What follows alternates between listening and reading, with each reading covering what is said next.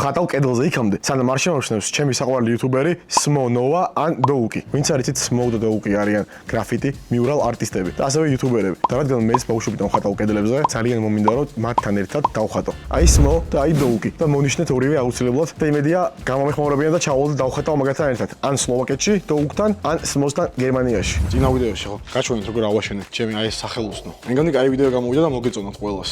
მაგრამ არ არის დრო ეხა ამ კედელზე რომელიც კი ლამაზი არის ეს თეთრი, მაგრამ რამე ლამაზი ნახატი დავხატოთ. აი ხო უნდა მოუხდეს ეხა ამ ნახატებს ხომ ჩაჯდეს რაღაცნაირად. თავიდან ვიფიქრე რომ დავხატავდი რამე თემატურს ხესთან დაკავშირებით, მაგრამ მაინც ჯობია ეზოს სხვა ნახატებში ჩაჯდეს და ამიტომ ისევ აქაც Snoop Dogg არის და ერთ-ერთი ჩემი საყვარელი ალბომი არის Doggy Style, Snoop's. აი ეს ნახატი ვერ დავხატო ამიტომ რა. ეხა პროექტორით მივანათებ და აი მთავარ outline-ებს ეგრეთ წოდებულს კონტურებს გადავიტან, უფრო სწრაფად დაიხატოს, მერე უკვე მივახატოთ და გავაფერადოთ, დავასრულოთ რეალი ნახატი. ხო, პირველ რიგში ეს ჟოლობის უნდა მოხსნა, დროებით მერე დავაყენო. წავიდა.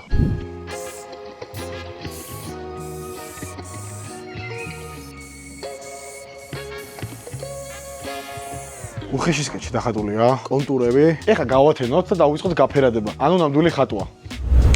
ეგა, ეხა ავიღოთ ფერები, საღებავები და დავიწყოთ. ზოგადად ბევრი მეკითხება ხოლმე რომ პროექტორით გადაგაქვს ეგრე ყველა დახატავს და პროექტორით გადატანა არ ნიშნავს მაინც და მაინც გადახატვას. უბრალოდ როდესაც ხატავ დიდ კედელზე, პროპორციებს ვერ აღიქო კარგად. მაშინ ყოველ ორ წამში ერთხელ გააკეთებ ეს პატარა ხაზს უნდა გახვიდე შორიდან შეხედა რომ ხო დაგერღო პროპორცია და უბრალოდ მაგითო ხმარო ამ პროექტორს რომ ასწრაფებ პროცესს. ისე თუ დახატავ დაახლოებით 9 საათში ამას გააკეთებ 3 წუთში. დრო კიდე ხო იცით როგორ მნიშვნელოვანი არის დღევანდელ ცხოვრებაში. თორემ პროექტორის გარეშე ზუსტად იგივე დაიხატება ეს ნახატი როგორც ეხა გამოვიდა. არაფერი განსხვავება არ იქნებოდა. ყველა პროფესიონალი იყენებს ამ პროექტორის მინათებას და ვერ ხედავ პრობლემას მაგაში. გამიმართლა რომ ლურჯის ძალიან ბევრი სხვა ტონი მქონდა სახში. არ მომიწია სასხური ყიდვა და კარგად ვიხმარე აი ყველა საღებავე, კარგად გამოვიყენე.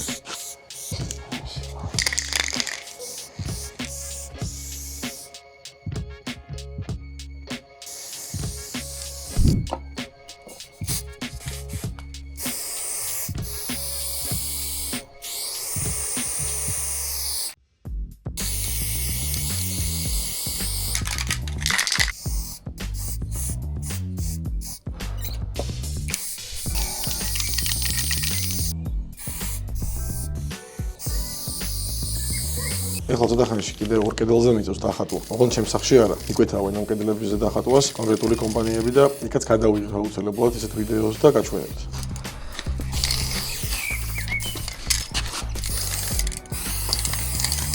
მე თავარი ფერებით შეივსო. ჯერ უყურებ რაღაც ნიტო არის, ნახატს ვაფშე არ გავს. იმიტომ რომ თავარი არის outline-ები.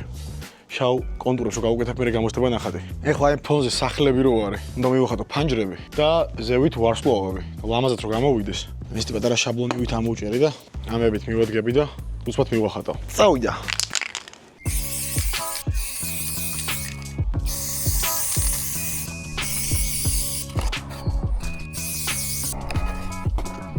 აი ამ მომენტში ვიხდი რომ ერთი სახლი აკლდა Snoop's თავზე და გადავიტანე და დავამატე ერთი შენობა და მომენტია თავიდან ამოჭრა ამ ფანჯრების.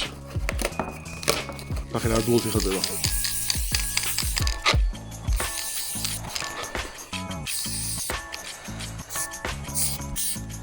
ამ ყვითელმა ფანჯრებმა და ვარსკვლავებმა პირად გააცოცხლა ნახატი. თან ძალიან მოხდა გვერდზე ღობეს, იქაც ლურჯი და ყვითელი ფერები არის, როგორც ხედავთ.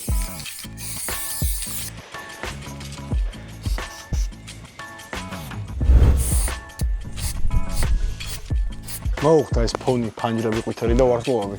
მაგრამ შავი outline-ების გარეშე ნახატი არ აღიქმება მაინც და ჩემი საყვარელი მომენტი არის ხა, როცა უნდა გავაკეთოთ შავი კონტურები, outline-ები. ავიღოთ შავი ფერი. აი თავებმა გამაწამა რა, იმიტომ რომ ახალი თავები ვერ ვიყიდე, არ იყიდება საქართველოში და მომიწია ძველი თავების ხარეცხვა გამხსნილში და მე ესე მაწამებდა, ზოგი იჭედებოდა და ზოგი ძალიან სულად ასხობდა. რაღაც გამოვიდა მაინც.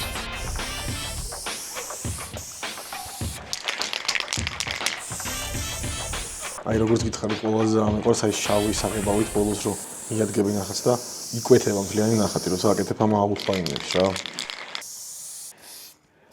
რაც შეეხება საღებავებს, რასაც ხმარობ, საქართველოში დიდი არჩევანი არის თქვენ გითხრათ, მოგატყუებთ. ერთი ვერნილაკის მაღაზიაში იყიდება მოლოტოვის ფირმის საღებავები, Flame Blue და Flame Orange და ფაბრიკაში იყავს ძალიან კარგი მაღაზია და მან ყიდულობა. მან ჰქონდათ სხვადასხვა არჩევანი, ეს Flame-იც ჰქონდათ, Montana Cans-იც ჰქონდათ, Montana Colors-იც, Whoop-იც და ასე შემდეგ. და მან ყიდულობდა ასევე კეპებს, აი წვრილ-თავებს, მაგას სანადირ მნიშვნელობა აქვს, იმიტომ რომ სააკეთებ outline-ებს, საჭიროა რომ გააკეთო წვრილი თავით, რომელიც წვრილად ასხავს საღებავს და ვერ ვიშოვე ახლა ამ ეტაპზე და ამიტომ ძველი დამსახურებების, რომლებიც გაჭედილი იყო საღებავისგან, გამხსნელში ჩალბობა და აბაზანების მიღება მაგათთვის და ასე შემდეგ.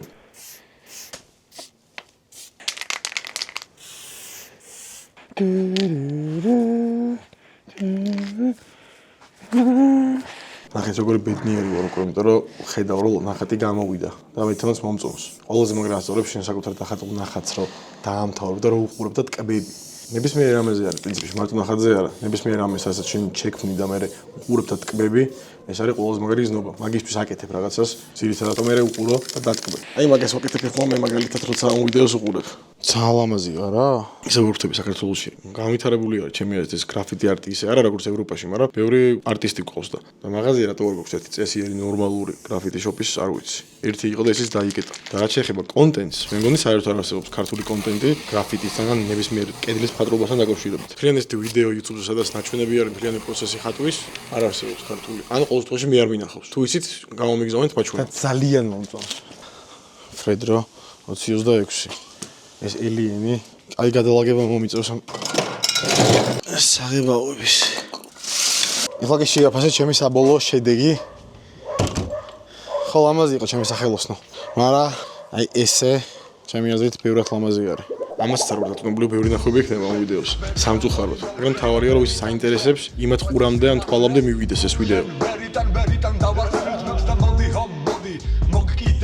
დარწმუნებული ვარ მოგეწონა ჩემი ნახატის და ვიდეოს. ამიტომ გამოიწერეთ ჩემი გვერდი და დამიწერეთ რა დავხატო შემდეგი.